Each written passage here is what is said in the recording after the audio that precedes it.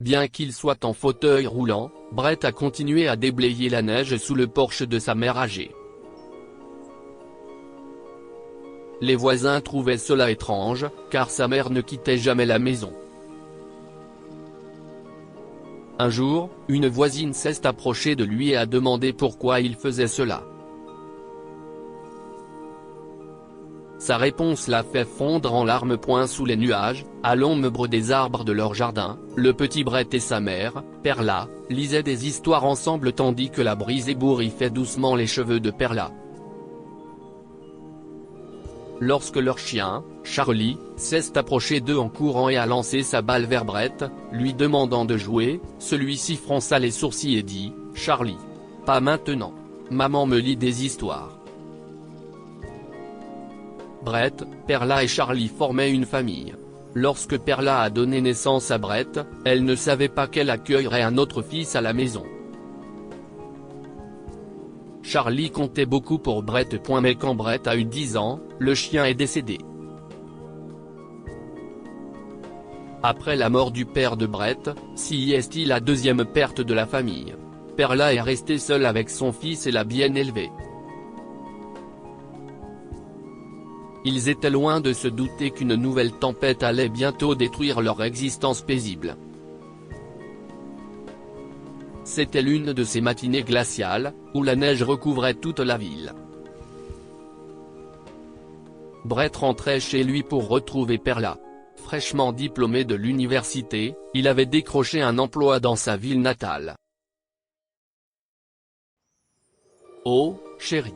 J'ai hâte d'y être », s'était exclamé Perla. « J'ai hâte de te voir quand tu rentreras à la maison. » Ce jour-là, Perla avait attendu Brett pendant des heures, après avoir préparé tous ses plats préférés, tarte au poulet, spaghettis et boulettes de viande, mais il n'était pas venu. Le cœur de Perla frémit. Elle a appelé Brett, mais son téléphone était éteint. Qu'est-il arrivé à ce garçon ? Demanda-t-elle en serrant le téléphone contre son cœur. Est-il dans le taxi ? Son train a-t-il été retardé à cause de la neige ? Une heure plus tard, le téléphone a sonné et la nouvelle annoncée à l'autre bout du fil brisa le cœur de Perla. Elle s'est précipitée à l'hôpital sous la neige et a trouvé son fils inconscient sur un lit d'hôpital. Le taxi de Brett a eu un accident et il est paralysé des jambes. Les médecins ont dit qu'il serait confiné dans un fauteuil roulant pour le reste de sa vie. Perla pleura. « Pourquoi Dieu, pourquoi ?» demanda-t-elle. « Pourquoi as-tu fait cela à mon cher fils ?» Perla est devenue la gardienne de Brett et les années ont passé.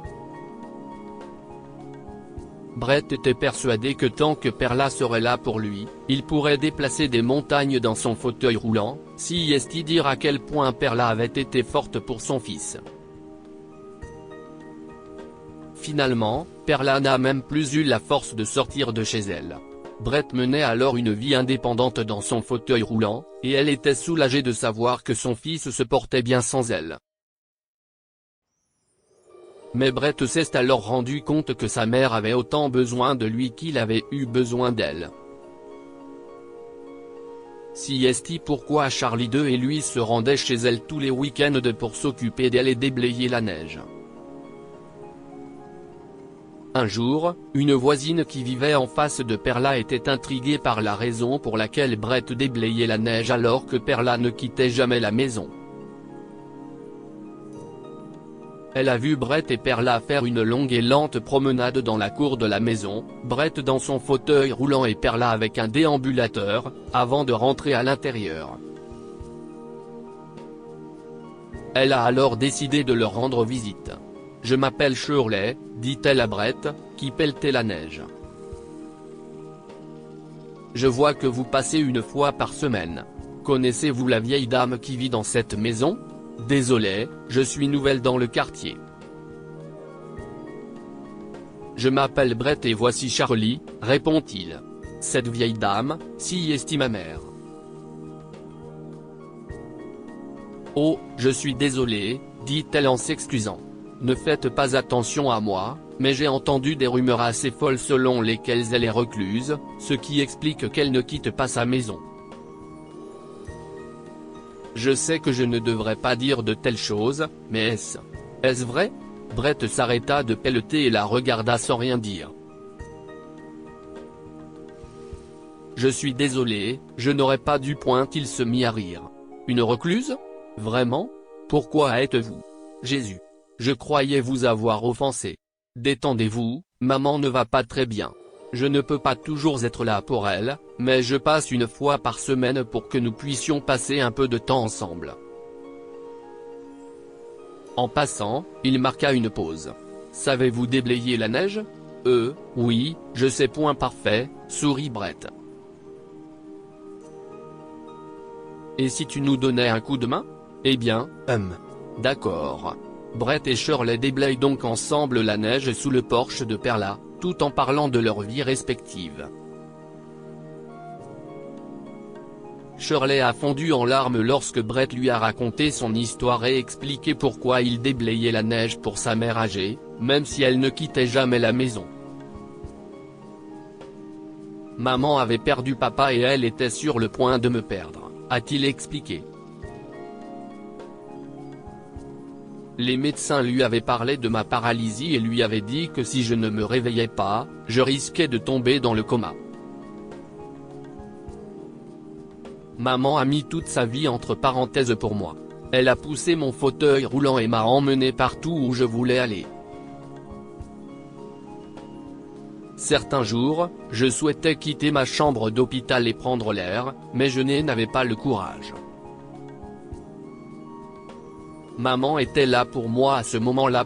Elle est tombée de l'escalier de la maison à Noël dernier et s'est blessée. Les médecins ont dit que sa mobilité serait limitée en raison de son âge et qu'elle serait confinée au lit. Mais maman et moi avons décidé de nous battre. Nous avons presque tout essayé. Et avec la première neige de l'hiver, maman a commencé à faire ses premiers pas en toute confiance. J'attends avec impatience le jour où elle pourra marcher toute seule. CIST. Pourquoi je déblaye la neige? Waouh, dit Shirley. CIST. Vraiment gentil de ta part. Je suis orpheline, alors je ne sais pas ce que CIST que d'avoir des parents. Et si vous entriez pour rencontrer maman? Elle en a un peu marre de nous voir, Charlie et moi.